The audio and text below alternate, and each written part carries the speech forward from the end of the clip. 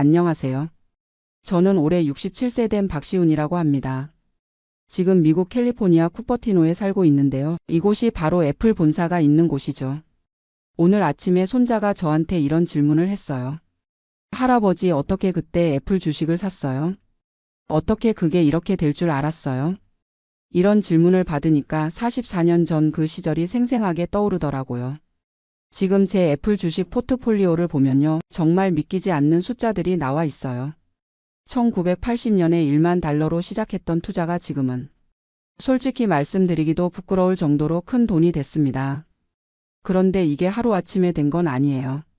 44년이라는 긴 세월 동안 수많은 사람들의 조롱과 비웃음을 견뎌내야 했거든요. 이야기는 1979년으로 거슬러 올라갑니다. 저는 그해 KAIST 전자공학과를 졸업했어요. 집이 워낙 가난해서 장학금으로 겨우겨우 공부했죠. 아버지는 시골에서 작은 농사를 짓고 계셨고 어머니는 남의 집일을 도우며 생계를 꾸려가셨어요. 대학 졸업하고 취직해서 집안을 도와야 한다는 압박이 컸지만 저는 미국 유학을 꼭 가고 싶었어요. 전자공학이라는 분야에서 세계 최고 수준을 배우고 싶었거든요. 다행히 스탠포드 대학교에서 장학금을 받을 수 있었고 1979년 늦가을에 미국 땅을 밟게 됐습니다. 처음 실리콘밸리에 발을 디딘 순간을 지금도 기억해요. 뭔가 전기가 흐르는 것 같은 느낌이었어요. 그때 실리콘밸리는 지금과는 완전히 달랐어요. 아직 농장들이 많이 남아 있었고 곳곳에 작은 기술 회사들이 생겨나고 있었죠. HP, 인텔, 페어차일드 같은 회사들이 있었지만 지금처럼 거대한 기업들은 아니었어요. 그런데 대학원에서 공부하면서 정말 놀라운 걸 목격했어요. 개인용 컴퓨터라는 게 나타나기 시작한 거예요. 그때까지 컴퓨터라고 하면 IBM의 거대한 메인프레임만 있었는데 갑자기 책상 위에 올려놓을 수 있는 컴퓨터가 나온 거죠. 1980년 초 어느 날이었어요. 연구실 선배가 저를 어떤 작은 회사에 데려갔는데 그곳이 바로 애플이었어요. 쿠퍼티노의 작은 건물에서 젊은 사람들이 뭔가 열심히 만들고 있더라고요. 그들이 보여준 게 APPL이 컴퓨터였어요. 처음 그걸 만져봤을 때의 충격을 어떻게 표현할까요? 지금까지 본 컴퓨터와는 완전히 다른 세상이었어요. 누구나 쉽게 사용할 수 있게 만들어져 있었거든요. 더 놀라운 건 그걸 만든 사람들이었어요. 스티브 잡스라는 25살짜리 청년이 회사를 이끌고 있었고 그의 비전을 들어보니 정말 혁명적이었어요. 개인용 컴퓨터로 세상을 바꾸겠다는 거였어요. 그때 IBM은 컴퓨터 업계를 완전히 장악하고 있었어요. 아무도 IBM에 도전할 수 있다고 생각하지 않았죠. 하지만 저는 애플이 다르다고 느꼈어요. 기술적으로 완전히 새로운 접근을 하고 있었거든요. 1980년 12월 드디어 애플이 주식을 상장한다는 소식이 들렸어요. 주당 22달러에 공개한다고 하더라고요. 저는 그 순간 이거다 싶었어요. 이 회사는 반드시 성공할 거라는 확신이 들었거든요. 그런데 주변 반응은 정반대였어요. 지도 교수님께서는 제게 이렇게 말씀하시더라고요. 시훈아, 너는 공부하러 온 거야. 주식 투자 같은 도박은 하지 마라. IBM도 있는데 무슨 애플이냐. 한국인 선배들은 더 심했어요. 박시훈, 너 미쳤니? 겨우 생긴 회사에 돈을 넣는다고? IBM 주식을 사든지 아니면 은행에 저금을 해. 그게 안전한 길이야. 심지어 한국에 있는 부모님께도 전화가 갔어요. 아들이 미국에서 도박을 한다고요. 어머니는 울먹이시며 전화하셨어요. 시훈아, 학비 아껴서 장사는 하지 마라. 공부만 열심히 해라. 하지만 저는 확신이 있었어요. 전자공학을 공부한 사람으로서 애플의 기술이 얼마나 혁신적인지 알 수 있었거든요. 그들이 만든 건 단순한 컴퓨터가 아니라 완전히 새로운 패러다임이었어요. 그래서 결심했어요. 생활비로 아껴둔 5,000달러에다가 은행에서 학자금 대출까지 받아서 5,000달러를 더 마련했어요. 총 1만 달러로 애플 주식 454주를 샀습니다. 1980년 12월 12일 역사적인 날이었어요. 아침 일찍 증권회사에 가서 주문을 넣었죠. 주가가 22달러에서 시작해서 하루 만에 32달러까지 올랐어요. 첫날부터 50% 수익률을 기록한 거죠. 그때 연구실 동료들이 깜짝 놀라더라고요. 야, 박시훈이 하루 만에 5,000달러 벌었다고. 운이 정말 좋네. 이제 팔고 나와라. 하지만 저는 팔지 않았어요. 이건 시작에 불과하다고 생각했거든요. 애플의 진짜 가치는 아직 드러나지도 않았다고 봤어요.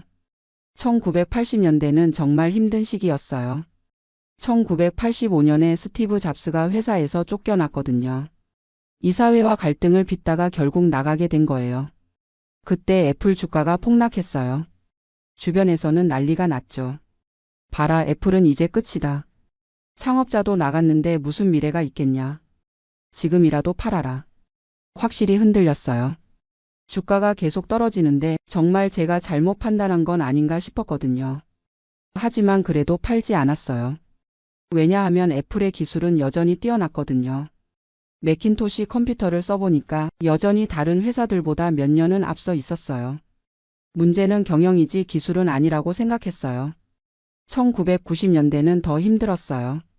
애플이 정말 망할 뻔했거든요. 시장 점유율이 5%까지 떨어졌고 주가는 역사상 최저점을 기록했어요.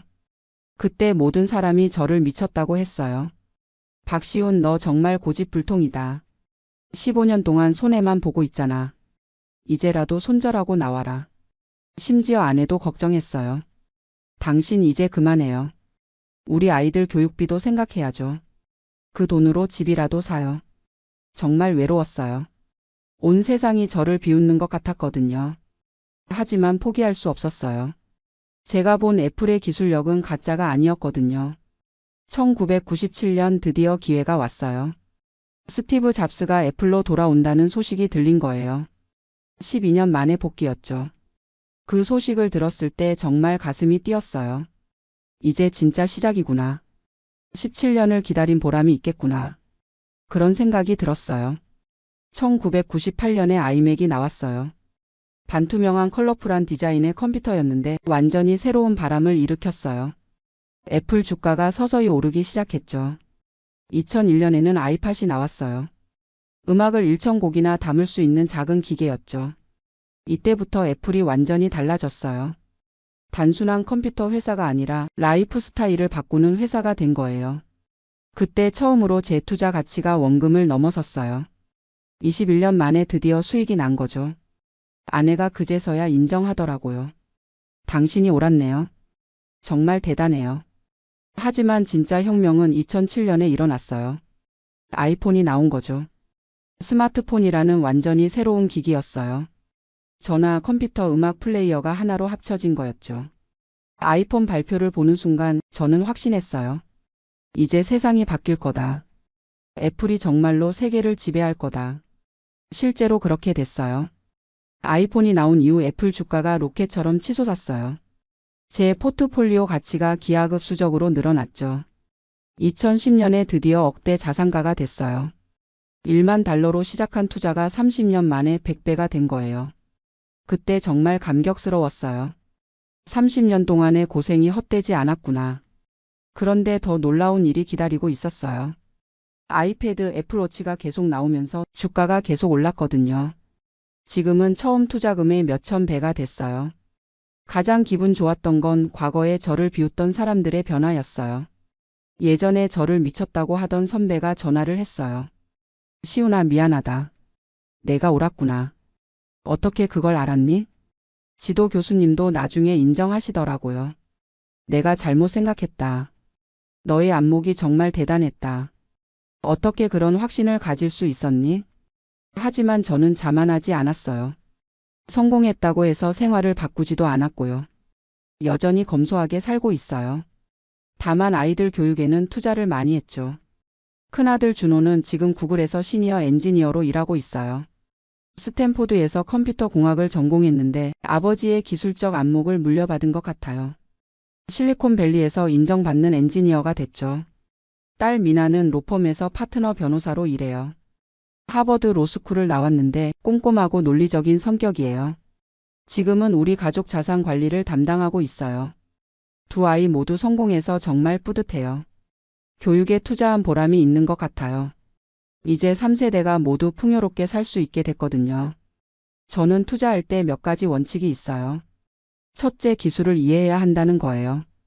저는 전자공학을 전공했기 때문에 애플의 기술이 얼마나 혁신적인지 알 수 있었어요. 둘째, 장기적 관점으로 봐야 한다는 거예요. 단기적인 주가 변동에 휘둘리면 안 돼요. 정말 좋은 회사라면 시간이 지날수록 가치가 증명되거든요. 셋째, 군중 심리를 거스를 용기가 있어야 해요. 모든 사람이 반대할 때 투자해야 진짜 수익을 볼 수 있어요. 남들과 똑같이 하면 평범한 결과밖에 얻을 수 없거든요. 지금도 저는 계속 투자하고 있어요. 애플뿐만 아니라 다른 기술 회사들도 보고 있고요. 인공지능, 전기차, 우주항공 분야에 관심이 많아요. 요즘 젊은 분들에게 하고 싶은 말이 있어요. 투자라는 건 단순히 돈을 버는 게 아니에요. 미래를 보는 안목을 기르는 거예요. 어떤 기술이 세상을 바꿀지 공부하고 그 변화에 함께하는 거죠. 많은 사람들이 저에게 물어봐요. 다음 애플은 어떤 회사일까요? 어떤 주식을 사야 할까요? 하지만 저는 단순한 종목 추천은 하지 않아요. 대신 이렇게 말해요. 기술을 공부하세요. 세상이 어떻게 변화하고 있는지 관찰하세요. 그리고 정말 확신이 설 때만 투자하세요. 지금 생각해보니 1980년 그때가 정말 특별한 시기였어요. 개인용 컴퓨터가 막 등장하던 때였거든요. 지금으로 치면 인공지능이 막 시작되는 시기와 비슷해요. 그때 애플에 투자한 거는 운이 아니었어요. 충분한 공부와 확신이 있었기 때문이에요. 전자공학을 전공한 사람으로서 기술의 방향을 읽을 수 있었거든요. 물론 44년이라는 긴 시간이 필요했어요. 그 사이에 수없이 많은 유혹이 있었죠. 팔고 싶은 순간이 몇 번이나 있었고요. 하지만 끝까지 참았기 때문에 이런 결과를 얻었어요. 지금 저는 쿠퍼티노에서 정말 행복하게 살고 있어요. 애플 본사에서 차로 10분 거리에 있는 집인데 가끔 산책하다 보면 애플파크가 보여요. 44년 전 투자한 그 회사가 지금은 세계 최고 기업이 됐다니 정말 감개무량해요. 한국에도 자주 가요. 모교인 KAIST에서 특강을 하기도 하고 장학금도 지원하고 있어요. 어려운 환경에서 공부하는 후배들을 보면 과거의 제 모습이 떠올라요. 그들에게도 말해주고 싶어요. 지금은 힘들어도 포기하지 마세요. 공부하고 노력하면 반드시 기회가 와요. 그 기회를 잡을 준비를 하고 있으세요. 요즘 손자들이 클 때가 되니까 이 자산을 어떻게 물려줄지 고민이 돼요. 돈만 물려주는 게 아니라 제대로 된 가치관도 함께 전수하고 싶거든요. 그래서 손자들에게 투자 교육을 시키고 있어요. 단순히 주식을 사고 파는 방법이 아니라 기업의 가치를 보는 눈을 기르게 하고 있죠. 세상을 바꾸는 기술에 관심을 갖게 하고 있고요. 아직도 애플 주식은 계속 보유하고 있어요. 물론 일부는 매도해서 다양화했지만 여전히 포트폴리오의 큰 부분을 차지하고 있어요. 애플의 미래를 여전히 믿고 있거든요. 인공지능, 자율주행, 증강현실. 애플이 도전하고 있는 새로운 분야들을 보면 아직도 혁신이 끝나지 않았다는 걸 알 수 있어요. 앞으로 10년, 20년 후에도 계속 성장할 거라고 봐요. 67세가 된 지금 돌아보니 인생에서 가장 잘한 일이 애플 투자였어요. 하지만 그보다 더 중요한 건 용기를 내서 도전했다는 거예요. 모든 사람이 반대했지만 제 신념을 믿고 끝까지 갔어요. 그 결과 경제적 자유를 얻었을 뿐만 아니라 가족들에게도 더 나은 미래를 선물할 수 있었죠. 젊은 분들에게 마지막으로 하고 싶은 말이 있어요. 안전한 길만 가지 마세요. 정말 확신이 서는 일이 있다면 용기를 내서 저는 올해 69세가 된 박영수라고 합니다. 지금 베트남 하노이에서 한국 드라마를 보며 하루하루를 보내고 있어요. 어떻게 이런 삶을 살게 되었는지 지금 생각해도 참 신기합니다. 하노이의 오래된 아파트 2층 작은 원룸에서 혼자 살고 있어요. 방 한쪽 벽면을 가득 채운 32인치 텔레비전이 제 유일한 벗이죠. 매일 밤 7시면 어김없이 한국 드라마를 틀어놓습니다. 요즘엔 재방송으로 나오는 옛날 드라마들을 주로 봐요. 별이 뜨는 밤에, 가을 동화, 겨울 연가. 이런 드라마들을 보면서 눈물을 훔치기도 하고 혼자 웃기도 합니다. 아침이면 시장에 나가 하루 먹을 것들을 사옵니다.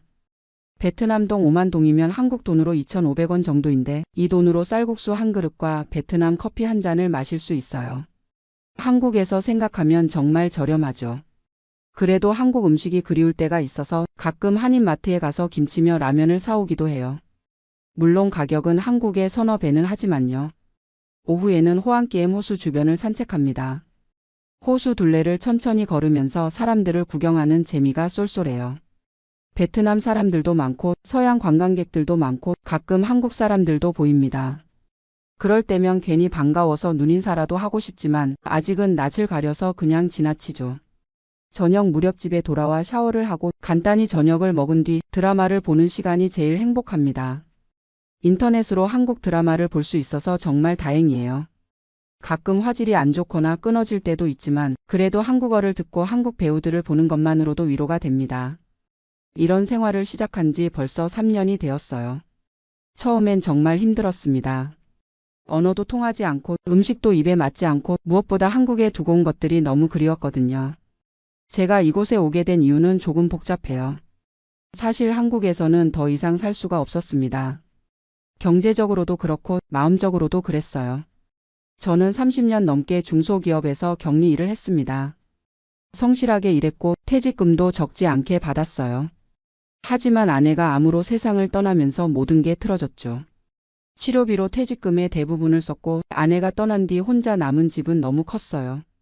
매달 나오는 국민연금 80만 원으로는 서울에서 혼자 살기가 빠듯했습니다.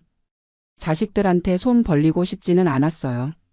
큰아들은 결혼해서 아이들 키우느라 바쁘고 작은 딸은 시집가서 시댁 눈치 보느라 힘들어하는데 제가 짐이 되고 싶지 않았거든요. 그러던 중 우연히 인터넷에서 베트남에 사는 한국인들 이야기를 보게 되었어요. 물가가 싸서 적은 돈으로도 충분히 살 수 있다는 글이었죠. 처음엔 그냥 흥미로워서 보기 시작했는데 점점 진지하게 고민하게 되더라고요. 한국에서 월세 50만 원짜리 작은 원룸에 살면서 쪼들리며 사는 것보다 베트남에서 여유롭게 사는 게 나을 수도 있겠다는 생각이 들었어요. 그래서 몇 달 동안 인터넷으로 정보를 찾아보고 베트남에 살고 있는 한국인들과 이메일도 주고받으며 준비했습니다. 66세 되던 해봄 한국에 집을 정리하고 베트남으로 떠났어요. 자식들은 처음엔 반대했지만 제 의지가 확고하다는 걸 알고는 더 이상 말리지 않았죠. 하노이에 처음 도착했을 때의 기억이 아직도 생생해요. 노이바이 공항에서 나오자마자 느껴진 후덥지근한 열기, 길거리에 가득한 오토바이들, 한국과는 전혀 다른 냄새와 소음들. 정말 이곳에서 살 수 있을까 싶었어요. 첫 달은 호텔에서 지내면서 집을 구했습니다. 한국인들이 많이 사는 지역을 알아보고 그나마 안전하다는 곳에 작은 원룸을 월 45만 원에 얻었어요. 한국 돈으로 치면 그렇게 싸지는 않았지만 베트남 현지 기준으로는 꽤 괜찮은 곳이었죠. 생활에 적응하는 데는 시간이 걸렸어요. 일단 언어 문제가 가장 컸습니다. 베트남어는 성조가 있어서 발음이 정말 어려워요. 숫자도 제대로 못하겠더라고요. 시장에서 물건 값을 물어봐도 알아듣지 못해서 몇 번이나 바가지를 쓰기도 했어요. 음식도 처음엔 힘들었습니다. 쌀국수는 먹을 만했지만 다른 베트남 음식들은 향신료 냄새가 강해서 적응이 안 되더라고요. 그래서 한인마트에서 한국 음식 재료를 사서 해먹으려고 했는데 가격이 너무 비싸서 깜짝 놀랐어요. 라면 한 봉지가 한국 돈으로 1,000원이 넘고 김치 한 포기가 10,000원이 넘었거든요. 그래도 시간이 지나면서 조금씩 적응해 갔어요. 베트남 음식 중에서도 제 입에 맞는 것들을 찾아냈고 간단한 베트남어 인사말 정도는 할 수 있게 되었죠. 무엇보다 물가가 정말 저렴해서 경제적으로는 여유가 생겼어요. 한국에서는 매월 연금 80만 원으로 빠듯하게 살았는데 여기서는 그 돈으로도 충분히 살 수 있어요. 집세 45만 원에 생활비 30만 원이면 넉넉하게 지낼 수 있거든요. 가끔 한국 음식이 먹고 싶어서 한인식당에 가거나 한인마트에서 비싼 한국 음식 재료를 사도 크게 부담스럽지 않아요. 무엇보다 날씨가 좋아요. 하노이는 겨울에도 그렇게 춥지 않아서 관절염이 있는 저에게는 정말 좋습니다. 한국에서는 겨울만 되면 무릎이 아파서 밖에 나가기 힘들었는데 여기서는 1년 내내 산책을 할 수 있어요. 하지만 그래도 외로움은 어쩔 수 없더라고요. 특히 밤에 혼자 있으면 한국이 그리워져요. 자식들 목소리도 듣고 싶고 친구들도 보고 싶고 익숙한 한국의 거리를 걸어보고 싶고 그런 외로움을 달래주는 게 바로 한국 드라마예요. 인터넷으로 한국 드라마를 볼 수 있다는 걸 알게 된 건 정말 큰 행운이었어요. 처음엔 최신 드라마들을 봤는데 요즘 젊은 배우들은 잘 모르겠더라고요. 그래서 제가 젊었을 때 봤던 옛날 드라마들을 다시 보기 시작했어요. 별이 뜨는 밤에를 보면서 안재욱과 최지우가 나오는 장면에서 눈물을 흘렸고 가을 동화를 보면서 원빈과 송혜교의 애절한 사랑에 가슴이 아팠어요. 겨울 연가는 몇 번을 다시 봤는지 모르겠어요. 배용준과 최지우가 나오는 그 유명한 장면들을 볼 때마다 제 젊은 시절이 떠올라서 괜히 울컥하기도 하고요. 드라마를 보면서 한국어를 듣고 있으면 정말 한국에 있는 것 같은 기분이 들어요. 베트남어와 영어가 뒤섞인 하노이 거리의 소음에 지쳐 있다가 집에 와서 한국 드라마를 틀고 한국말을 들으면 마음이 편안해져요. 요즘은 주말 드라마들도 다시 보고 있어요. 인생은 아름다워, 애정, 이런 가족 드라마들을 보면서 제 가족들 생각도 하고 혼자 사는 제 모습과 비교해 보기도 해요. 가끔은 예능 프로그램도 봅니다. 1박 2일이나 무한도전 같은 걸 보면서 혼자 깔깔 웃어요. 하노이의 조용한 밤에 혼자 웃고 있으면 이웃들이 이상하게 생각할 수도 있겠지만 그런 건 신경 쓰지 않아요. 제가 행복하면 되는 거니까요. 한국 뉴스도 인터넷으로 봅니다. 한국에서 무슨 일이 일어나고 있는지 궁금하거든요. 정치 뉴스는 별로 관심이 없지만 날씨나 사회 소식들은 꼼꼼히 챙겨봐요. 특히 고향인 대구 소식이 나오면 더 자세히 봅니다. 그러다 보면 가끔 한국에 돌아가고 싶다는 생각이 들어요. 특히 명절 때나 가족들 생일 때면 더 그래요. 추석이나 설날에 혼자 베트남에서 지내고 있으면 정말 외롭고 쓸쓸해져요. 한국에서는 당연했던 가족들과의 시간이 얼마나 소중했는지 이제서야 깨닫게 되죠. 작년 추석 때는 정말 한국이 그리워서 견딜 수가 없었어요. 큰아들한테 전화를 걸어서 한국에 들어갈까 생각 중이라고 했더니 아들이 깜짝 놀라면서 걱정하더라고요. 베트남에서 잘 지내고 있는 줄 알았는데 힘드시냐고 돈이 필요하면 보내줄 테니까 한국에 올 생각 말라고 하더라고요. 사실 경제적으로는 베트남이 훨씬 여유로워요. 한국에서는 연금 80만 원으로 쪼들리며 살았는데 여기서는 그 돈으로도 넉넉하게 살 수 있거든요. 그런데 돈만으로는 채워지지 않는 게 있더라고요. 바로 정서적인 외로움이에요. 그런 외로움이 클 때마다 드라마를 봅니다. 특히 가족 드라마를 보면서 눈물을 흘리기도 하고 로맨스 드라마를 보면서 제 젊은 시절을 추억하기도 해요.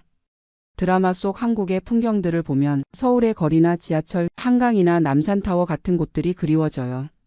요즘은 사극도 가끔 봅니다. 대장금이나 주몽 같은 걸 보면서 우리나라 역사에 대해 새삼 자부심을 느끼기도 해요. 베트남에서 한국인으로 살면서 한국의 문화나 역사에 대해 더 관심을 갖게 된 것 같아요. 한 달에 한 번 정도는 한국 음식이 너무 그리워서 하노이에 있는 한인 식당에 가기도 해요. 김치찌개나 불고기, 비빔밥 같은 걸 먹으면서 한국어로 주문하고 한국어로 대화하는 재미가 쏠쏠해요. 가격은 한국보다 비싸지만 가끔씩은 그런 사치도 필요하다고 생각해요. 한인 식당에서 다른 한국 사람들을 만나면 반가워요. 대부분 젊은 사람들이긴 하지만 가끔 저처럼 나이 드신 분들도 있어요. 그런 분들과 이야기를 나누면 비슷한 고민을 하고 계시더라고요. 한국이 그립긴 하지만 경제적으로는 베트남이 낫다는 얘기들을 하죠. 요즘은 하노이에도 한국 문화가 많이 들어와 있어요. 베트남 젊은이들 사이에서 한국 드라마나 케이팝이 인기라고 하더라고요. 길거리에서 한국 노래가 흘러나올 때도 있고 한국 화장품이나 패션 브랜드들도 많이 보여요. 괜히 한국인으로서 자랑스럽기도 해요. 그런데 역설적으로 베트남에서 한국 문화를 접할 때마다 더 외로워지기도 해요. 한국이 이렇게 가까이 있는 것 같으면서도 실제로는 멀리 떨어져 있다는 걸 실감하게 되거든요. 지난달에는 하노이 한국문화원에서 하는 행사에 참여했어요. 한국 전통 음식 만들기 체험이었는데 김치를 담그는 방법을 가르쳐 주더라고요. 베트남 사람들과 함께 김치를 담그면서 한국 문화를 설명해 주는 재미도 있었어요. 그날 저녁에는 한국문화원에서 상영하는 한국 영화도 봤어요. 베트남어 자막이 있어서 베트남 사람들도 많이 왔더라고요. 한국 영화를 보면서 베트남 사람들이 웃고 우는 모습을 보니 신기하면서도 뿌듯했어요. 그런 행사들에 참여하면서 느끼는 건 저도 완전히 혼자는 아니라는 거예요. 비록 가족은 멀리 있지만 이곳에서도 한국과 연결되어 있는 끈들이 있더라고요. 한국 드라마나 영화, 한국 음식이나 문화 행사들이 그런 끈 역할을 해주는 것 같아요. 요즘 제일 즐거운 시간은 역시 밤에 드라마 보는 시간이에요. 오늘도 저녁 7시가 되면 텔레비전을 켜고 어제보다 만 드라마에 이어지는 이야기를 볼 거예요. 등장인물들이 어떻게 될지 궁금하기도 하고 그들의 이야기를 통해 제 인생을 돌아보기도 해요. 가끔은 드라마를 보면서 이런 생각을 해요. 제 인생도 하나의 드라마가 아닐까 하고요. 69년이라는 긴 시간 동안 여러 가지 일들을 겪으면서 지금은 베트남이라는 낯선 땅에서 새로운 챕터를 쓰고 있는 것 같아요. 처음에는 이 선택이 맞는 건지 확신이 서지 않았어요. 한국을 떠나서 혼자 이국 땅에서 사는 게 과연 행복할까 싶었거든요. 하지만 3년이 지난 지금 나름대로 만족하며 지내고 있어요. 경제적으로는 확실히 여유가 생겼어요. 한국에서는 매달 연금으로 근근히 살았는데 여기서는 그 돈으로도 충분히 괜찮은 생활을 할 수 있거든요. 가끔 자식들한테 용돈도 보내줄 수 있을 정도로요. 건강 면에서도 좋아졌어요. 따뜻한 날씨 덕분에 관절염이 많이 나아졌고 매일 산책을 하면서 체력도 좋아진 것 같아요. 한국에 있을 때는 겨울만 되면 집에만 있었는데 여기서는 1년 내내 활동적으로 지낼 수 있어요. 무엇보다 마음의 여유가 생긴 것 같아요. 한국에 있을 때는 항상 돈 걱정을 했거든요. 연금만으로는 부족해서 자식들한테 손을 벌려야 하나 아니면 알바라도 해야 하나 고민이 많았어요. 그런데 여기서는 그런 걱정 없이 하루하루를 편하게 보낼 수 있어요. 물론 외로움은 있어요. 가족들이 그립고 한국이 그리워요. 하지만 그런 외로움도 이제는 제 삶의 일부가 된 것 같아요. 완전히 사라지지는 않지만 견딜 만한 정도로 줄어들었다고 할까요? 한국 드라마가 그런 외로움을 많이 달래주는 것 같아요. 드라마를 보면서 한국어도 듣고 한국 배우들도 보고 한국의 정서도 느낄 수 있거든요. 마치 매일 한국을 방문하는 것 같은 기분이에요. 요즘은 새로운 취미도 생겼어요. 베트남어 공부를 시작했거든요. 나이가 들어서 외국어를 배우는 게 쉽지는 않지만 조금씩 늘어가는 재미가 있어요. 시장에서 베트남어로 인사를 하면 상인들이 신기해하면서 웃어줘요. 하노이에는 정말 볼거리가 많아요. 호안기엠 호수 말고도 문묘나 목고사원 같은 역사적인 곳들이 많고 올드 쿼터에서는 베트남의 전통적인 생활 모습을 볼 수 있어요. 이런 곳들을 천천히 구경하면서 시간을 보내는 것도 좋아요. 가끔은 하롱베이 같은 관광지에 당일치기로 다녀오기도 해요. 한국에서는 해외여행이 부담스러웠는데 베트남에 살면서는 동남아시아 여러 나라를 가까이서 구경할 수 있어서 좋아요. 하지만 역시 제일 좋은 시간은 집에서 드라마 보는 시간이에요. 오늘도 어김없이 7시가 되면 텔레비전을 켜고 어제보다 만 이야기의 속편을 볼 거예요. 그리고 드라마를 보면서 오늘 하루도 무사히 보낸 것에 감사할 거고요. 69세의 나이에 시작한 베트남 생활이 처음 생각했던 것보다 나쁘지 않아요. 아니, 오히려 생각보다 좋은 것 같아요. 한국 드라마와 함께하는 하노이에서의 소소한 행복, 이것이 지금 제 인생의 작은 기쁨입니다. 안녕하세요. 저는 올해 52살 김태호라고 합니다. 처음 이런 이야기를 공개적으로 하는 것이라 많이 떨리네요. 15년이라는 시간, 그것도 미국 교도소에서 보낸 15년에 대해 말씀드리려고 합니다. 아마 많은 분들이 충격적으로 느끼실 수도 있고 저를 비난하실 수도 있을 것 같아요. 하지만 지금까지 숨겨왔던 제 이야기를 더 이상 혼자 감당하기 어려워서 용기를 내게 되었습니다. 저는 1995년에 25살의 나이로 미국 로스앤젤레스에 유학을 갔습니다. 컴퓨터 공학을 전공하려고 했었죠. 당시에는 미국 IT 붐이 한창이었고 젊은 나이에 실리콘밸리에서 성공하겠다는 꿈을 가지고 있었어요. 부모님께서는 집까지 담보로 잡고 유학비를 마련해 주셨습니다.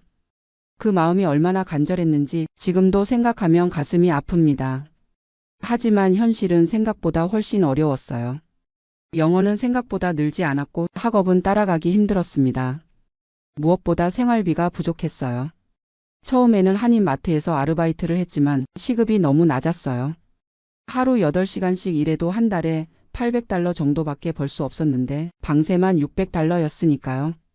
그러다가 한인 동료를 통해서 돈을 빨리 벌 수 있는 방법이 있다는 얘기를 들었어요. 지금 생각해보면 그때 단호하게 거절했어야 했는데 당시에는 너무 절박했던 것 같아요. 그 일이 바로 마약 운반이었습니다. 한 번에 $2,000를 받을 수 있다고 했어요. 그냥 차로 라스베이거스까지 다녀오기만 하면 된다고 위험하지 않다고 했었죠. 처음에는 정말 간단해 보였어요. 지정된 장소에서 가방을 받아서 라스베이거스의 호텔까지 가져다 주기만 하면 되는 일이었거든요. 하지만 세 번째 운반을 하던 중에 적발되었습니다. 2009년 3월 15일, 그날을 평생 잊을 수 없어요. 라스베이거스로 가는 고속도로에서 경찰이 제 차를 세웠어요. 일상적인 교통 단속인 줄 알았는데 경찰견이 제 차 주변을 맴돌더니 짖기 시작했어요. 그 순간 모든 게 끝났다는 걸 알았습니다. 트렁크에서 코카인 2kg이 발견되었어요. 제가 운반하는 게 마약인 줄은 알았지만 그렇게 많은 양인 줄은 몰랐어요. 현장에서 바로 체포되었고 수갑이 채워지는 순간 정말 세상이 무너지는 기분이었어요. 재판은 빠르게 진행되었습니다.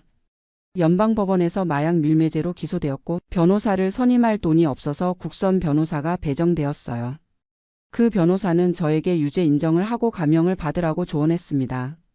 첫 범이고 운반책에 불과하니까 7년에서 10년 정도 받을 거라고 했어요. 하지만 판사는 제게 15년을 선고했습니다. 그때가 2009년 8월이었어요. 법정에서 판결을 들었을 때 정말 다리에 힘이 빠져서 주저앉을 뻔했어요. 15년이라는 시간이 얼마나 긴 시간인지 실감이 나지 않았어요. 부모님께 전화를 드렸을 때가 가장 힘들었어요. 어머니는 전화기 너머로 울음소리만 들리셨고 아버지는 한동안 아무 말씀도 하지 못하셨어요. 아들아, 우리가 뭘 잘못했을까? 그 말씀이 지금도 가슴에 박혀 있어요. 첫 번째로 배정받은 곳은 네바다주의 연방교도소였습니다. 처음 교도소에 들어갔을 때의 충격은 이루 말할 수 없었어요. 교도소 안에서는 인종별로 그룹이 나뉘어 있었어요. 백인, 흑인, 히스패닉, 아시안으로 구분되어 있었는데 아시안 중에서도 한국인은 저 혼자였어요. 첫날 밤 감방에 들어가는데 룸메이트가 멕시코계 미국인이었어요. 그는 제가 한국인이라는 걸 알고는 노골적으로 무시했어요. 여기서 살아남으려면 강해져야 한다고 말하면서요. 언어 장벽이 가장 큰 문제였어요. 교도관들이 하는 말을 제대로 이해할 수 없었고 제가 하는 말도 그들이 이해하지 못했어요.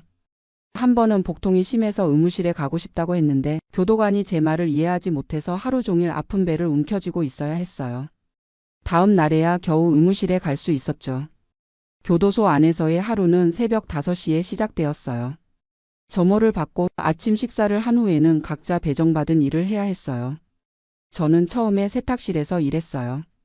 하루 8시간씩 제수복을 세탁하고 건조하는 일이었죠. 시급은 25센트였어요. 한 달에 $40 정도 벌 수 있었는데 그 돈으로 캔틴에서 라면이나 비누 같은 생필품을 사야 했어요. 교도소 안에서 가장 중요한 건 라면이었어요. 정말 신기하게도 라면이 교도소 안의 화폐 역할을 했어요. 라면 1개로 비누 1개를 살 수 있었고 라면 10개면 잡지 1권을 살 수 있었어요. 식사는 정말 끔찍했어요. 아침에는 딱딱한 시리얼과 우유, 점심에는 정체불명의 고기와 콩, 저녁에는 파스타나 감자 정도였어요. 김치는 꿈도 꿀 수 없었죠. 제일 무서웠던 건 다른 죄수들과의 갈등이었어요. 교도소 안에는 암묵적인 규칙들이 있었어요. 어디에 앉으면 안 되는지, 누구와 말하면 안 되는지, 어떤 행동을 하면 안 되는지. 그런 걸 모르고 실수라도 하면 바로 표적이 되었어요. 한 번은 샤워실에서 흑인 죄수와 시비가 붙었어요. 제가 샤워하는 시간이 너무 길다고 하면서 시비를 걸었는데 사실 저는 그 사람이 뭐라고 하는지 절반도 이해하지 못했어요. 그냥 쏘리 하면서 얼른 나왔는데 그 모습이 다른 죄수들에게는 겁쟁이로 보였나 봐요. 그 이후로 몇 달 동안 계속 괴롭힘을 당했어요. 음식을 뺏어가거나 일부러 저를 밀치고 지나가거나 제 침대에 쓰레기를 버리기도 했어요. 그때 정말 자살하고 싶었어요. 매일 밤 잠들기 전에 내일 아침에 깨어나지 않았으면 하고 생각했어요. 그러던 중에 한 사람을 만났어요. 데이빗이라는 중국계 미국인이었는데 저보다 10살 정도 많았어요. 그는 사기죄로 20년을 선고받고 이미 8년째 복역 중이었어요. 데이빗이 저에게 교도소에서 살아남는 법을 가르쳐 줬어요. 여기서는 약해 보이면 안 된다고 했어요.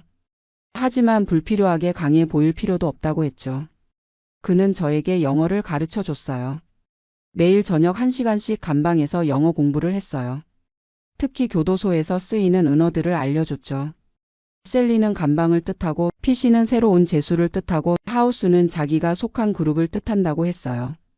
데이빗은 또 제게 운동을 하라고 권했어요. 몸이 건강해야 정신도 건강하다고 말하면서요. 처음에는 팔굽혀펴기 10개도 하기 힘들었는데 매일 조금씩 늘려나갔어요. 3년 후에는 팔굽혀펴기 200개, 윗몸 일으키기 300개까지 할 수 있게 되었어요. 운동을 하면서 몸이 단단해지니까 다른 죄수들도 저를 함부로 대하지 않게 되었어요. 하지만 가장 힘든 건 가족과의 연락이었어요. 전화를 걸 수 있는 시간이 정해져 있었고 한 번에 15분밖에 통화할 수 없었어요. 게다가 분당 $5씩 나가는 비싼 요금 때문에 자주 전화할 수도 없었어요. 부모님과 통화할 때마다 가슴이 찢어지는 것 같았어요. 어머니는 항상 아들아 잘 먹고 있니? 하고 물어보셨는데 잘 먹고 있어요라고 대답하는 게 너무 힘들었어요. 면회는 한 달에 한 번만 가능했는데 부모님이 한국에서 오시기는 너무 어려운 일이었죠. 그래서 15년 동안 단 2번만 면회를 받았어요. 한 번은 수감 3년 차에 부모님이 오셨고 또 한 번은 10년 차에 동생이 왔어요. 부모님이 오셨을 때를 잊을 수 없어요. 면회실에서 유리창 너머로 마주 앉았는데 아버지의 머리가 완전히 하얗게 새어 있었어요. 어머니는 제게 손을 내밀려고 하다가 유리창에 부딪혔어요. 그때 어머니가 미안하다 아들아. 엄마가 미안해라고 말씀하시는데 왜 어머니가 미안하다고 하시는지 이해할 수 없었어요. 잘못한 건 저인데. 그 면회 이후로 한동안 정말 폐인이 되었어요. 아무것도 하기 싫고 운동도 그만두고 하루 종일 침대에만 누워 있었어요. 그때 데이빗이 저를 다시 일으켜 세워줬어요. 내 부모님이 원하는 게 이런 모습일까? 라고 물어보면서요. 내가 포기하면 너희 부모님도 포기하게 된다고 했어요. 그래서 다시 마음을 다잡았어요. 영어 공부를 더 열심히 하고 운동도 다시 시작했어요. 5년 차부터는 교도소 내 도서관에서 일할 수 있게 되었어요. 그곳에서 정말 많은 책을 읽었어요. 하루에 한 권씩은 읽었던 것 같아요. 처음에는 그림이 많은 어린이 책부터 시작했어요. 영어 실력이 늘면서 점점 어려운 책들을 읽을 수 있게 되었죠. 특히 자기계발서를 많이 읽었어요. 7해버츠 오브 하이그램 HLY 이펙티브 피펄, 싱크 언드 그로 리치, 더 파워 오브 파저티브 싱킹그램 같은 책들이요.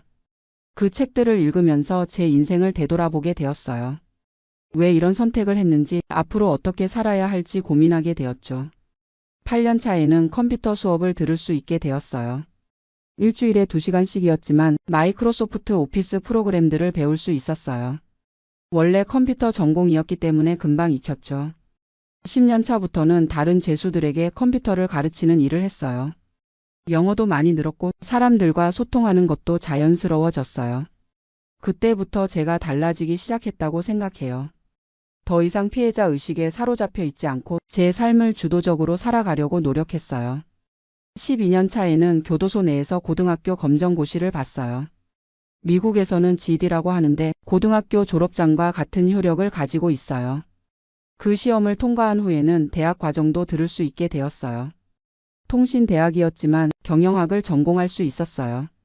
감옥에서 대학을 다닌다는 게 이상하게 들릴 수도 있지만 저에게는 정말 소중한 시간이었어요. 공부를 하면서 시간도 빨리 지나갔고 무엇보다 미래에 대한 희망을 가질 수 있었어요. 교도소 생활 후반부에는 여러 프로그램에 참여했어요. 약물 중독 치료 프로그램, 분노 조절 프로그램, 취업 준비 프로그램 등이었죠. 그 중에서 가장 도움이 된 건 약물 중독 치료 프로그램이었어요. 비록 제가 마약을 직접 사용한 건 아니었지만 왜 그런 위험한 일에 손을 댔는지 심리적인 원인을 파악할 수 있었어요. 결국 저는 돈에 대한 욕심과 성공에 대한 조급함 때문이었어요. 미국에서 빨리 성공하고 싶었고 부모님께 자랑스러운 아들이 되고 싶었던 마음이 판단력을 흐렸던 거죠. 출소를 1년 앞둔 2023년부터는 본격적으로 출소 준비를 했어요. 사회복귀 프로그램에 참여해서 이력서 쓰는 법, 면접 보는 법을 배웠어요. 하지만 현실은 녹록지 않았어요. 15년의 공백기를 어떻게 설명할 것인지, 전과 잘하는 신분으로 어떤 일을 할 수 있을지 막막했어요.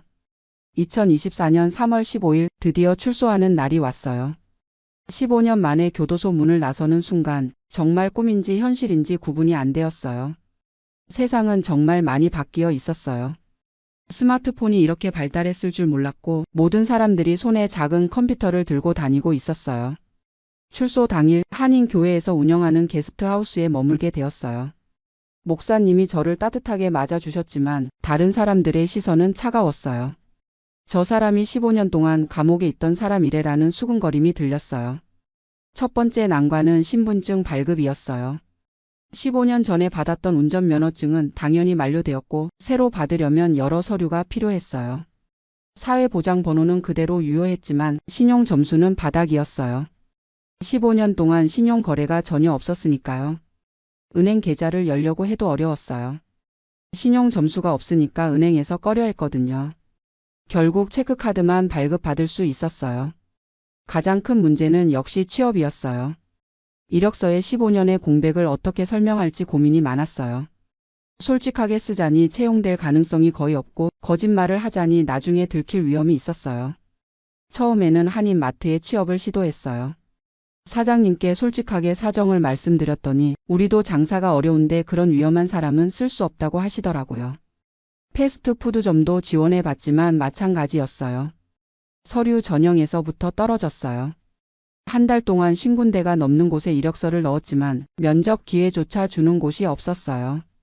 그러던 중에 전과자 재활을 돕는 비영리 단체를 알게 되었어요. 세컨드 찬스라는 단체였는데 전과자들의 사회복귀를 돕는 일을 하고 있었어요. 그곳에서 저와 같은 처지의 사람들을 많이 만났어요. 모두들 취업에 어려움을 겪고 있었어요. 어떤 분은 출소한 지 2년이 넘었는데도 제대로 된 일자리를 찾지 못하고 있었어요. 그 단체에서 운영하는 직업훈련 프로그램에 참여했어요. 건설 현장에서 일할 수 있는 기술을 배우는 과정이었어요. 비록 제 전공과는 거리가 멀었지만 일단 일자리를 구하는 게 급했어요. 3개월 과정을 마친 후에 건설회사에 취업할 수 있었어요. 사장님은 전과자들을 많이 고용하는 분이었어요. 사람은 누구나 실수할 수 있다며 기회를 주셨어요. 시작 급여는 시간당 15달러였어요. 하루 8시간 주 5일 일하면 월 2,400달러 정도 벌 수 있었어요. 15년 만에 받는 첫 월급이었어요. 첫 급여를 받던 날 정말 울컥했어요. 비록 많은 돈은 아니었지만 제 손으로 번 정당한 돈이라는 게 너무 뜻깊었어요. 하지만 현실은 여전히 어려웠어요. 방세만 월 800달러였고 식비, 교통비, 핸드폰 요금 등을 내고 나면 거의 남는 게 없었어요. 게다가 몸이 일에 적응하지 못해서 매일 온몸이 아팠어요. 15년 동안 교도소에서 운동을 했지만 실제 육체 노동과는 차원이 달랐어요. 일주일 만에 손바닥이 까지고 어깨와 허리가 아파서 잠을 이루기 어려웠어요. 그래도 포기할 수는 없었어요. 이 일마저 놓치면 다시 갈 곳이 없었거든요. 동료들은 대부분 히스패닉계였는데 처음에는 저를 경계했어요. 아시안이 건설 현장에서 일하는 경우가 흔하지 않았거든요. 하지만 열심히 일하는 모습을 보여주면서 점차 인정받게 되었어요. 교도소에서 배운 스페인어도 도움이 되었고 컴퓨터를 다룰 수 있다는 점도 플러스 요인이었어요. 6개월 후에는 시간당 18달러로 인상되었고 현장 관리 업무도 맡게 되었어요. 그 즈음 한국에 있는 부모님께 안부 전화를 드렸어요. 15년 만에 드리는 전화였어요. 어머니가 전화를 받으셨는데 제 목소리를 듣고는 한참 동안 말을 하지 못하셨어요. 그러더니 아들아 살아있구나라고 하시면서 우셨어요. 어머니 저 출소했어요. 지금 일도 하고 있어요 라고 말씀드렸더니 그래 아들아. 이제 새 출발이구나라고 하셨어요. 아버지와도 통화했는데 목소리가 많이 늙으셨더라고요. 아버지 건강하세요? 라고 물어봤더니 아들이 무사하니까 이제 건강해질 거야 라고 하셨어요. 그 통화 후에 정말 힘이 났어요. 부모님이 저를 포기하지 않고 기다려 주셨다는 게 너무 감사했어요. 1년이 지난 지금 저는 여전히 그 건설 회사에서 일하고 있어요. 현재는 현장 감독 보조 역할을 하고 있고 시간당 22달러를 받고 있어요. 작은 원룸이지만 제 집도 구했어요. 신용 점수도 조금씩 올라가고 있고 미래에 대한 계획도 세우고 있어요. 요즘은 주말마다 지역 도서관에서 봉사활동을 하고 있어요. 컴퓨터를 잘 모르는 어르신들께 기초적인 사용법을 알려드리는 일이에요. 교도소에서 배운 것들이 이렇게 도움이 될 줄 몰랐어요. 또 한 달에 한 번씩은 세컨드 찬스 단체에서 강연을 하고 있어요. 새로 출소한 분들께 제 경험을 나누고 희망을 잃지 말라고 격려하는 일이에요. 처음 강연을 했을 때는 정말 떨렸어요. 제 부끄러운 과거를 공개적으로 말하는 게 쉽지 않았거든요. 하지만 제 이야기를 듣고 눈물을 흘리는 분들을 보면서 이 일이 의미 있다는 걸 깨달았어요. 특히 기억에 남는 분이 있어요. 마약 관련 죄로 10년을 복역하고 출소한 40대 남성분이었는데 출소 후 6개월 동안 일자리를 찾지 못해서 거의 포기 상태였어요. 그분께 제 이야기를 해드리고 함께 이력서도 다시 써드렸어요. 2주 후에 연락이 왔는데 창고 관리 일자리를 구했다고 하시더라고요. 그때 정말 뿌듯했어요. 제가 누군가에게 도움이 될 수 있구나 하는 생각이 들었거든요. 요즘 제가 가장 관심을 갖고 있는 건 기술 교육이에요. 교도소에서 컴퓨터를 배웠던 경험을 살려서 전과자들을 위한 IT 교육 프로그램을 만들고 싶어요. 건설 현장에서 일하면서 번 돈을 조금씩 모아서 온라인으로 컴퓨터 관련 강의도 듣고 있어요. 웹 개발, 데이터베이스 관리 같은 분야를 공부하고 있어요. 목표는 2년 후에 IT 관련 일자리로 이직하는 거예요. 그리고 장기적으로는 전과자들을 위한 직업훈련센터를 만들고 싶어요. 물론 아직도 어려움은 많아요. 가끔 사람들이 제 과거를 알게 되면 태도가 달라져요. 15년이나 감옥에 있었던 사람이라는 시선으로 보는 거죠. 얼마 전에는 아파트에서 이사를 나가라는 통보를 받았어요. 다른 입주민이 제 전과를 알고 집주인에게 항의를 했던 거예요. 결국 다른 곳으로 이사를 가야 했죠. 또 한 번은 은행에서 대출을 신청했다가 거절당했어요. 신용 점수는 많이 올랐지만 여전히 전과자라는 이유로 위험 인물로 분류되는 거예요. 연애도 쉽지 않아요. 한 번 괜찮은 분을 만났는데 제 과거를 말씀드리고 나서 연락이 끊어졌어요. 이해는 하지만 부담스럽다고 하시더라고요. 가끔 밤에 혼자 있으면 후회와 자책이 밀려와요. 그때 그런 선택만 하지 않았더라면 하는 생각이 들죠. 25살의 저에게 돌아가서 말려주고 싶어요. 하지만 이제는 과거를 바꿀 수 없다는 걸 받아들였어요. 대신 앞으로의 삶을 더 의미 있게 살아가려고 해요. 15년이라는 시간이 제게서 많은 걸 빼앗아갔지만 동시에 많은 걸 가르쳐 주기도 했어요. 인내심을 배웠어요. 교도소에서 15년을 견뎌낸 경험이 있으니까 이제 어떤 어려움이 와도 버틸 수 있다는 자신감이 있어요. 겸손함도 배웠어요. 세상이 제 마음대로 되지 않는다는 걸 깨달았고 작은 것에도 감사할 줄 알게 되었어요. 공감 능력도 늘었어요. 어려운 처지에 있는 사람들의 마음을 이해할 수 있게 되었고 도움을 주고 싶다는 마음도 생겼어요. 무엇보다 진정한 자유의 의미를 알게 되었어요. 자유란 단순히 감옥에 있지 않는 게 아니라 자신의 선택에 책임을 지고 의미 있는 삶을 사는 거라는 걸 깨달았어요. 지금도 매일매일이 새로운 도전이에요. 전과자라는 꼬리표를 달고 살아가는 게 쉽지 않거든요. 하지만 포기하지 않고 계속 앞으로 나아가고 있어요. 얼마 전에 한국에 계신 부모님께 편지를 보냈어요. 그동안 죄송했다는 말씀과 함께 이제는 자랑스러운 아들이 되겠다는 다짐을 적었어요. 아버지께서 답장을 보내주셨는데 아들아, 내가 포기하지 않고 일어선 것만으로도 이미 자랑스럽다고 쓰여 있었어요. 그 편지를 읽으면서 또 울었어요. 내년에는 한국에 가서 부모님을 뵐 계획이에요. 20년 만에 귀국이 될 거예요. 전과자 신분이라 비자 발급이 어려울 수도 있지만 일단 시도해 볼 거예요. 부모님께 직접 사과드리고 그동안 걱정 끼쳐드린 것에 대해 용서를 구하고 싶어요. 요즘 자주 생각하는 게 있어요. 만약 25살의 제가 지금의 저를 만난다면 뭐라고 할까 하는 생각이에요. 아마 형 정말 힘들었겠어요 라고 할 것 같아요. 그리고 하지만 포기하지 않아서 다행이에요 라고 덧붙일 것 같고요. 지금 저와 비슷한 처지에 있는 분들께 하고 싶은 말이 있어요. 포기하지 마세요. 아무리 어둡고 절망적인 상황이라도 반드시 빛이 있어요. 저도 교도소에서 수없이 포기하고 싶었어요. 하지만 버텨냈고 지금은 새로운 인생을 살고 있어요. 물론 쉽지 않아요. 전과자라는 꼬리표는 평생 따라다닐 거예요. 하지만 그것이 인생의 전부는 아니에요. 우리에게도 두 번째 기회가 있어요. 아니, 우리가 그 기회를 만들어가는 거예요. 매일 아침 일어날 때마다 저는 스스로에게 말해요. 오늘도 새로운 하루야. 어제보다 더 나은 사람이 되자. 간혹 제 이야기를 듣고 정말 대단하시네요 라고 말씀해 주시는 분들이 있어요. 하지만 저는 특별한 사람이 아니에요. 그냥 포기하지 않았을 뿐이에요. 15년이라는 시간을 교도소에서 보낸 것, 그것은 제 인생의 가장 큰 실수였어요. 하지만 동시에 가장 큰 교훈이기도 했어요. 지금 저는 52살이에요. 아직 인생이 반 정도 남았죠. 남은 시간을 더 의미 있게, 더 가치 있게 살아가고 싶어요. 특히 저와 같은 처지의 사람들에게 도움이 되고 싶어요. 제가 경험한 어려움과 극복 과정을 나누면서 그들에게 희망을 주고 싶어요. 언젠가는 제 이름으로 재단을 만들어서 전과자들의 사회 복귀를 돕는 일을 하고 싶어요. 직업훈련, 상담, 취업 알선 등을 종합적으로 지원하는 거죠. 그날이 올 때까지 저는 계속 노력할 거예요. 하루하루 성실히 살면서 조금씩 꿈에 다가가겠어요. 이 이야기를 들어주신 모든 분들께 감사드려요. 저의 부끄러운 과거와 현재의 모습을 솔직하게 말씀드렸어요. 혹시 저를 비난하고 싶은 분들도 계실 거예요. 그런 시선도 당연하다고 생각해요. 제가 저지른 잘못은 변명의 여지가 없으니까요. 하지만 사람은 변할 수 있다는 건, 두 번째 기회를 가질 수 있다는 건, 그것만은 믿어주셨으면 해요. 저는 오늘도 새벽 5시에 일어나서 출근 준비를 했어요. 15년 전 교도소에서 일어나던 시간과 똑같아요. 하지만 지금의 5시는 희망으로 가득해요. 오늘 하루도 성실히 일하고 누군가에게는 도움이 되는 사람이 되려고 해요. 그리고 내일은 오늘보다 더 나은 사람이 되려고 노력할 거예요. 감사합니다. 안녕하세요. 뉴저지에 산지 20년째인 48세 김선미라고 합니다.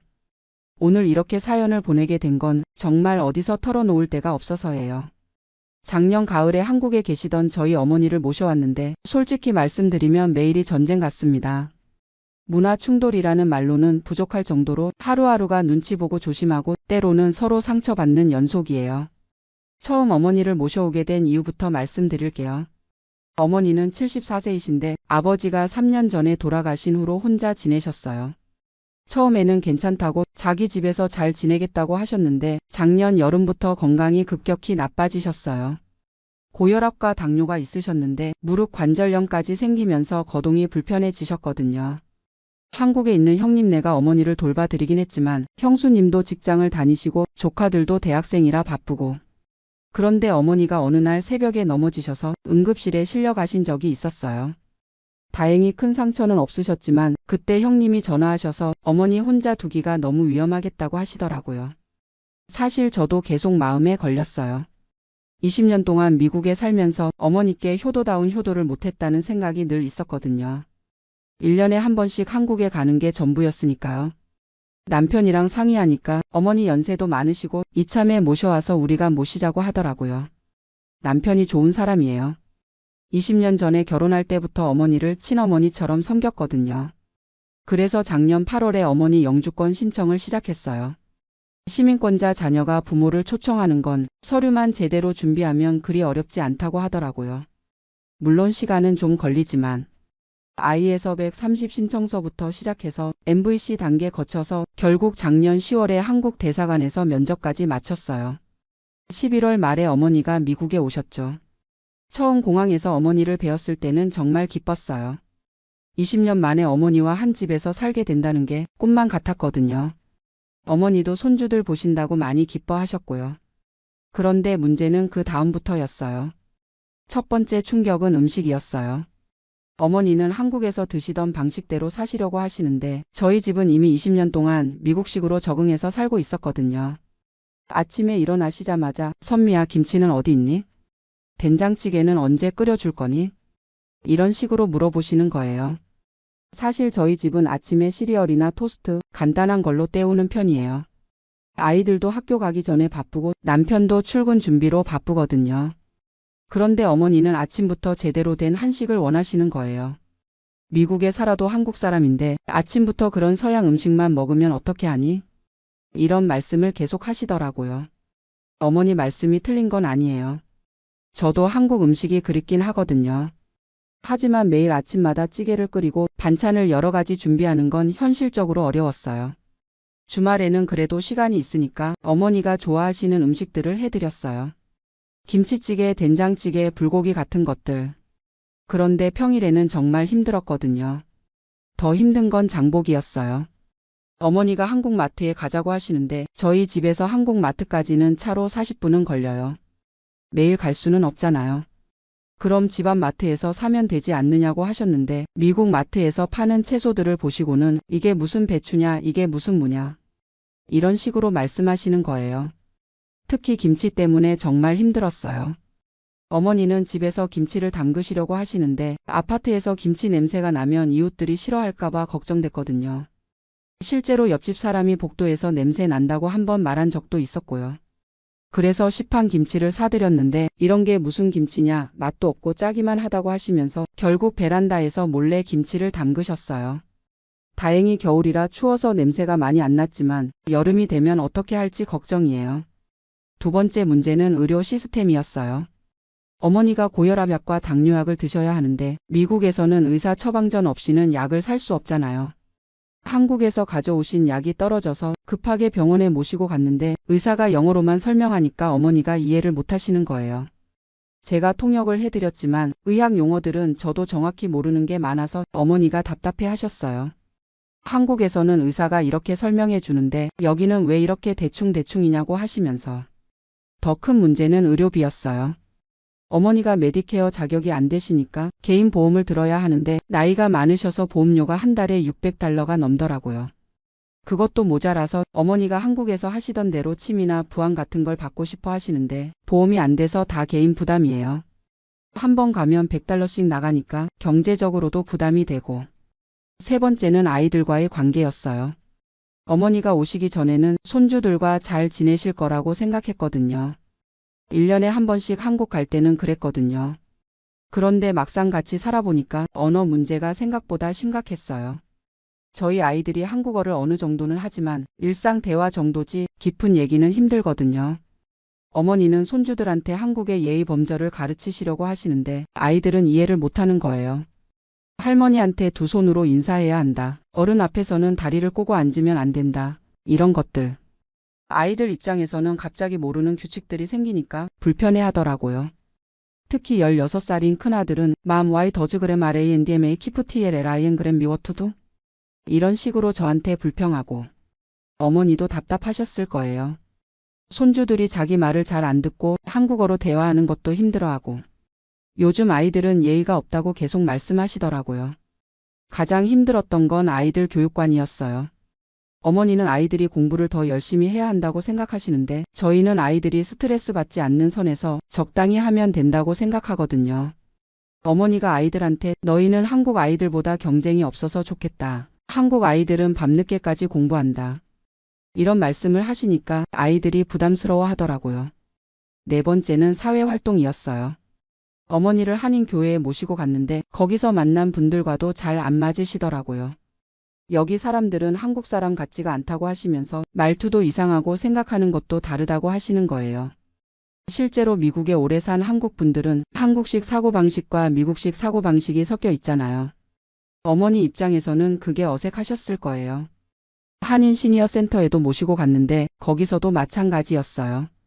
다른 할머니들과 대화하시다가 이 사람들은 미국에 너무 오래 살아서 한국을 잊었다고 하시더라고요.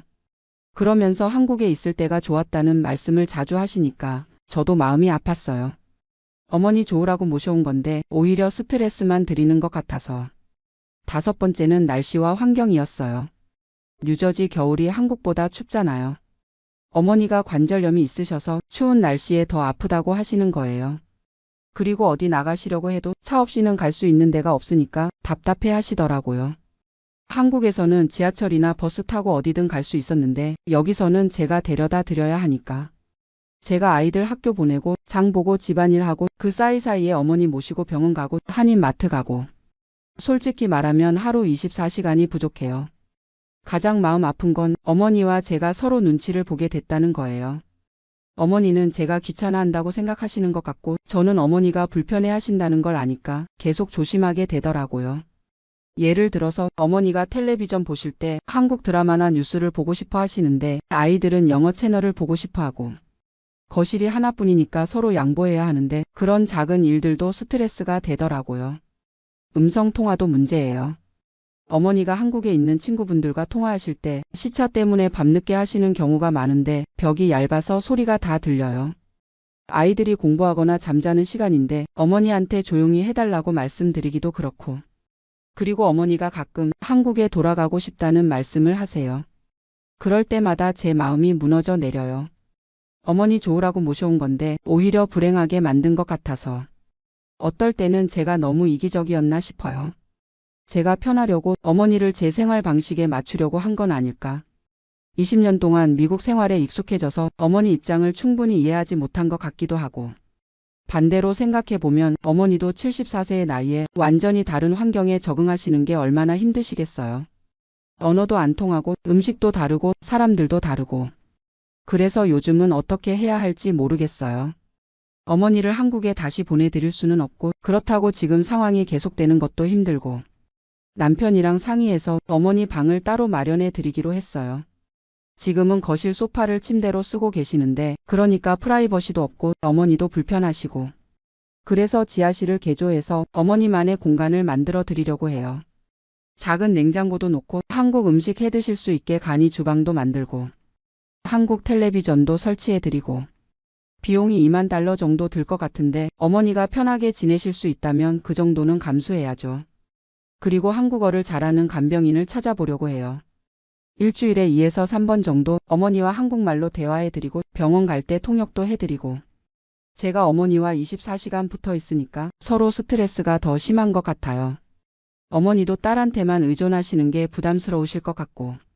한인교회에서 어머니 또래 분들을 더 소개해 주기로 했어요. 한국에서 최근에 오신 분들 중에 어머니와 비슷한 상황인 분들이 계시더라고요. 그분들과 친해지시면 한국 얘기도 하시고 덜 외로우실 것 같아요. 아이들한테도 할머니에 대해 다시 설명해 줬어요. 할머니가 우리를 사랑해서 오신 거고 할머니 입장에서는 모든 게 어색하고 힘드시다고. 그러니까 할머니 말씀을 잘 들어야 한다고. 큰아들이 그러더라고요. Mom, I understand grammar and loves us, but it's hard for me to. 맞는 말이에요. 아이들도 갑자기 생활 패턴이 바뀌니까 힘들 거예요. 그래서 가족 회의를 했어요.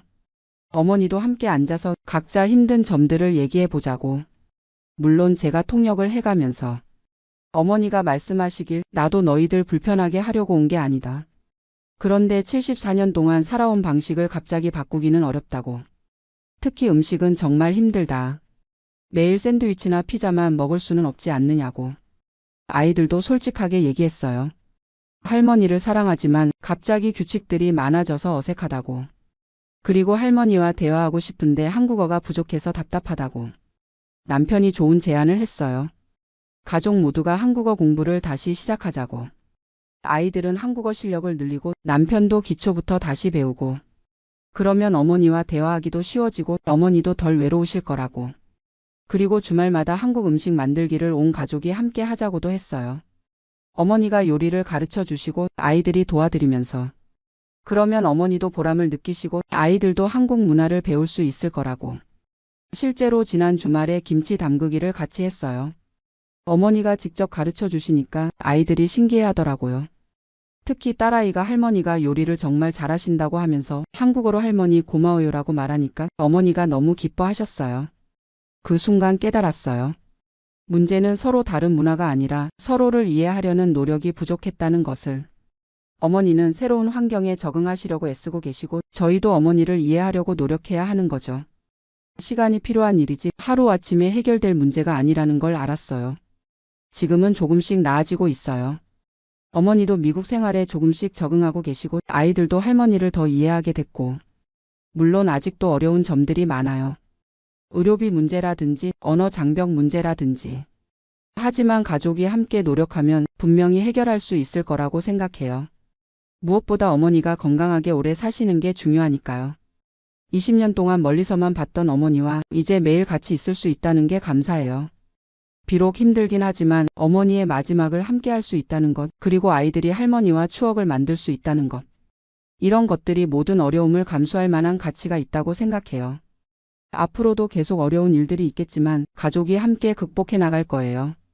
어머니도 저희도 서로 조금씩 양보하고 이해하면서. 마지막으로 하고 싶은 말은 비슷한 상황에 계신 분들께 드리는 말인데요. 완벽한 해결책은 없는 것 같아요. 각 가정마다 상황이 다르고 부모님 성격도 다르고. 하지만 중요한 건 서로를 이해하려는 마음이에요. 그리고 시간을 갖고 천천히 적응해 나가는 것. 처음에는 모든 게 어색하고 힘들겠지만 결국은 가족이니까 잘 해나갈 수 있을 거예요. 지금도 어머니가 거실에서 한국 드라마를 보고 계세요. 가끔 웃음소리가 들리면 마음이 따뜻해져요. 어머니가 조금이라도 행복해 하시는 모습을 보면 모든 어려움이 다 보상받는 기분이거든요.